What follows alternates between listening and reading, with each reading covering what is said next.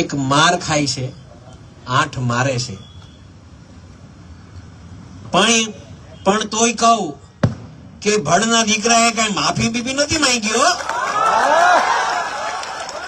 એ મર્દાનગીનું કામ છે, એક વાત સમજજો. મારવું અને માર ખાવું ને એ બે મર્દાનગીનું કામ છે. છેતરીને મારવાના પ્રયત્ન કર્યા, છેતરીને,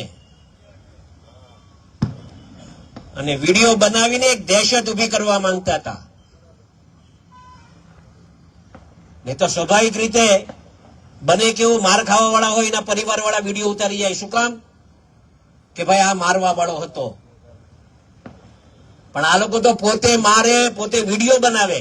એનું દુઃખ હતું મને મિત્રો, એ મને ખટકી ગયું હતું અહીંયા મગજમાં. એ કીધું આવી દાદાગીરી સહન નહીં થાય. એ પછી કોઈ પણ હોય, એ પછી કોઈ પણ હોય, એવી દાદાગીરી નહીં.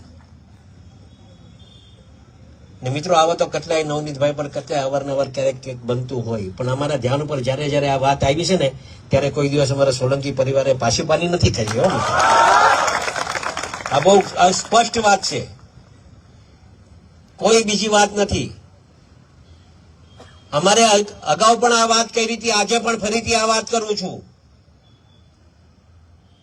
અહીંયા જેટલા યુવાનો આવ્યા છે ને, ખાસ ધ્યાનમાં રાખજો, ક્યારેય અન્યાય સહન નહીં કરતા.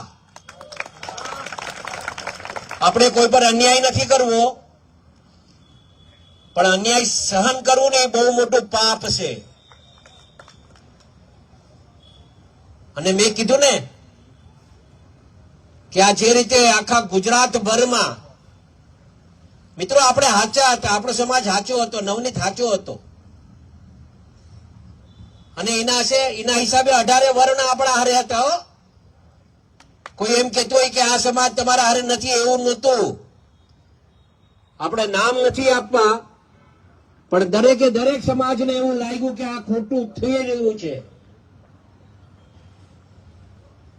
અને એમાં આ તો કહેવાય ને, ન્યાય અને અન્યાયની લડાઈ હતી. અને ન્યાય ઈશ્વર જોતો હોય ને, અને ઈશ્વરે આપણે ન્યાય આપ્યો છે. મિત્રો એક વાત સમજજો.